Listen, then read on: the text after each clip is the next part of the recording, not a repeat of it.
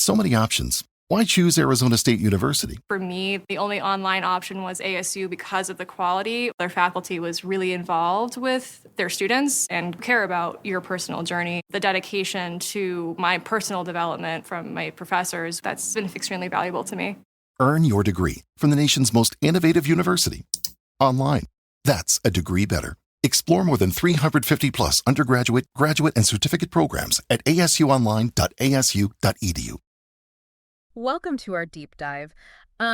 This time you've sent us not articles or reports, but a collection of internet search terms. It's really unique. Oh, wow. And it seems like you're all interested in the information surrounding a presidential inauguration, specifically President Trump's. Okay. And the actions he took on that first day in office. I see. So we'll try to sift through it all and highlight the most noteworthy points. Yeah, these search terms are fascinating. They're almost like a time capsule. You can really see the public's raw curiosity and concerns during a time of immense change. It is fascinating. The dominant theme that emerges is executive orders. Oh, really? What Trump signed, when he signed them, and what they meant for the country. Trump Executive Orders 2025, Executive Orders Trump, even what executive orders is Trump signing? Wow. So it seems people were really anticipating those initial moves from the very beginning. Right out of the gate. Absolutely. And executive orders come directly from the president. Yeah. So they often signal the immediate priorities of the new administration, which is why they tend to draw so much attention during transitions of power. And people weren't just searching for general information about executive orders. They were searching for specifics. Okay. We see things like Trump child support law. Interesting. And Trump immigration. Yeah. So it seems like there was concern over how these orders could directly impact their lives. That makes sense, especially on some of the most contentious issues. Yeah. Right. And those searches really echo some of the key themes of Trump's campaign. It seems like the public was eager to see how his promises would translate into concrete actions. Yeah. But, you know, it is worth noting that executive orders aren't all powerful. Historically, they faced legal challenges, and it's possible we could even see Congress pushing back against certain orders. Oh, okay. Potentially leading to some political showdowns. Interesting. So we've got this focus on the policy side of things, but there's also a cluster of searches related to the inauguration itself. The time, the location, details about the swearing-in ceremony. Oh, really? Trump inauguration live, inauguration daytime. What time does Trump get sworn in? I mean, you'd think in the age of instant information, people would already know all that, right? It's true.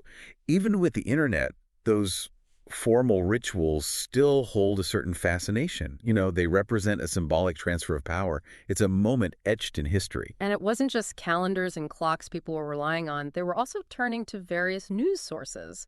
We can see searches for specific outlets like CNN, MSNBC, AP News, and even NPR. This actually highlights a really interesting point. The increasingly fragmented media landscape. People have more choices than ever before in terms of where they get their news. And this can be both a good and a bad thing. How so? Well, having diverse sources is valuable, but it also raises questions about potential biases and echo chambers. Okay. And with so much information flying around, it's more important than ever to think critically and consider multiple perspectives. Absolutely. And speaking of a lot of information, there's a real sense of urgency conveyed in some of these searches. Trump Live. What did Trump sign today? Executive order signed today? Oh, wow. CN Live. Yeah, it's like everyone was glued to their screens waiting for real-time updates. Yeah. That's very characteristic of our modern news cycle. The demand for instant information, fueled by social media and the 24/7 news cycle. People wanted to know what was happening minute by minute, especially with the rapid nature of executive orders. It's fascinating, right? Those searches for live updates. It shows how people weren't just passively taking in the information. Right. They wanted to engage, to really understand what was happening and what it all meant. Yeah. It wasn't just about knowing that Trump was signing those executive orders. It was what they said and how they would affect things. We even see searches like, what has Trump done so far? List of Trump executive orders, Trump.executive orders 2025. Clearly, people were digging deeper, going way beyond just the headlines. And that's where things get really interesting when we analyze all this. Looking at the specific language in these searches, we see patterns. They oddly give us a peek into what the public was anxious about and what their priorities were. Oh, okay. Like those repeated searches for Trump child support law and Donald Trump child support law. This tells us that this specific policy area was generating a lot of buzz. Certain topics were definitely lighting up those search bars, like immigration, too. A lot of activity around that. We see Trump immigration, immigration news, even Trump deportation. Exactly. There was a lot of worry about potential changes there. Uh-huh. These search terms, they're like a barometer of public sentiment. They show not just what was on people's minds, but also how much concern or even maybe anticipation there was around certain issues. It really is remarkable how much these searches capture a snapshot of the public's mindset during this big historical moment. And remember, this was just day one. Can you imagine the whirlwind of information and speculation in the following days and weeks? It's almost overwhelming to think about. Doing this deep dive really makes you appreciate how information shapes our understanding of these events, the way we look for it, the way we get it. Absolutely. It's a crucial point. This look into the digital landscape surrounding Trump's inauguration shows how technology has completely changed the way we deal with these political transitions. It's interesting to see the variety of news sources people were using, too. We see big names like CNN and MSNBC, but also searches for the Associated Press, NPR, even more niche outlets like Newsmax and The Hill. That's a great observation. It shows the increasingly fragmented media landscape we have to navigate these days. People have more choices than ever before when it comes to news. That comes with opportunities and challenges. I guess on the one hand, it's great to have so many different viewpoints. Right. But on the other hand, it's hard to sift through it all, figure out what's reliable. Exactly. Especially in those early, uncertain days of a new presidency, we have to remember that every news source has its own slant, its own way of presenting things. Being aware of those potential biases is so important if you want to be informed. So it sounds like to really understand what Trump did on his inauguration day, we need to go beyond the headlines, dig into the context. Absolutely. These search terms, they're a fascinating starting point. Yeah. But they're just the tip of the iceberg. If we really want to grasp the impact of those early executive orders, we need to look at the policy details, the potential legal challenges, and the long-term consequences. And we can't forget about the broader political landscape, what Congress thinks, what the courts do, how the public reacts. Yeah. It's complicated, a real web of all these different forces. But I guess if we examine each piece, we can get a better understanding of this moment in history. And we can maybe even get some insight into how information, technology, and political power have been changing in the years since. It's amazing, just from these simple searches, we've had such a complex and deep conversations. Like we've peeled back history, uncovered all these hopes and anxieties. It's the power of a deep dive. We have to go beyond just the surface.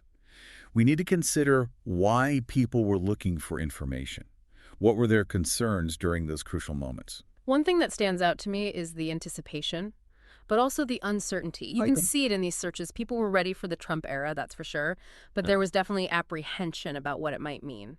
That's pretty normal with any change in presidents, especially when a different party takes over. People are always curious about the new direction, but with that comes the anxiety of the unknown. And that anxiety comes out in different ways. Some people are glued to the news, refreshing constantly. Others try to dig deep, analyze, and make sense of everything. Right. You can see it all in the search terms. For instance, we see what are executive orders, and do executive orders have to be approved by Congress? This shows us people were trying to understand how the government works, the limits of presidential power. And then there are searches like Trump's speech today and Trump's inauguration speech 2025. It's more traditional, like they wanted to hear his vision, straight from him. It's a good reminder that even with instant information, social media, all that, those formal speeches still matter. They still have meaning. So we've got this mix of old and new, tradition, disruption, hope, anxiety.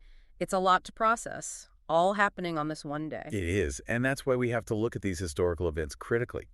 Consider all sides. Dig deeper for the real meaning.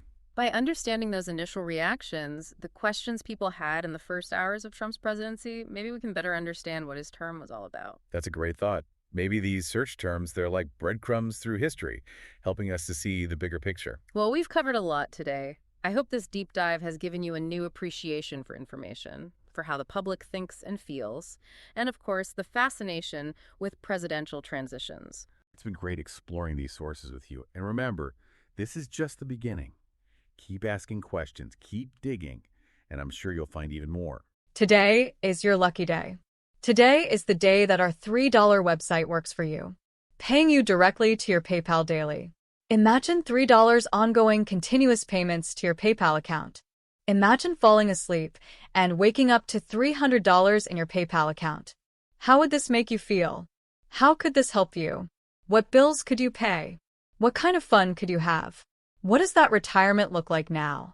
All for a one-time payment of $3. This website is DFY done for you, fully built and completely hosted, and never stops collecting payments for you.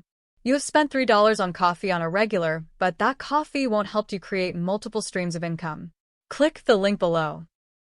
With so many options, why choose Arizona State University? For me, the only online option was ASU because of the quality. Their faculty was really involved with their students and care about your personal journey. The dedication to my personal development from my professors, that's been extremely valuable to me.